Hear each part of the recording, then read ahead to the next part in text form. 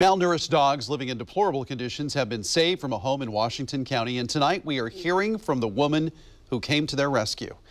Deputies say this man, Russell Fernandez, is now facing several charges of animal neglect. Fox 12's Bonnie Silkman went to Sherwood to find out more about how deputies found out about this case.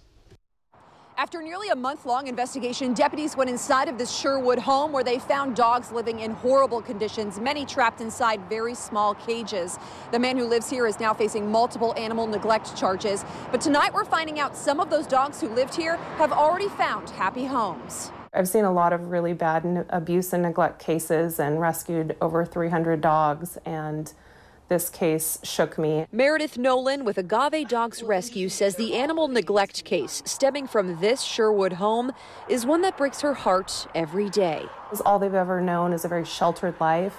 All they've ever known is living in their own waste. Nolan says she got a disturbing tip about this property that she describes as a compound. Her contact saying malnourished dogs were trapped inside crates and closed boxes, and even donkeys and a goat were all living in horrible conditions. I know that drills needed to be used to open the solid wooden box that the two dogs we got were taken out of. So the only opportunity those dogs had to come out was if he pulled out a power drill and took them out of the box. Nolan says the dog's owner, 54-year-old Russell Fernandez, offered 2 of his 9-month-old pit bull mixes to her shelter. When we brought them out of the crate, when I got them to my home, it was like they had touched grass for the first time, and they would walk like that, flat on the ground. They wouldn't stand up. But Nolan knew more animals were inside that home. That's why she called deputies. And after a month-long investigation, dang, something big is going down. A driver spotted this long line of patrol cars at the house.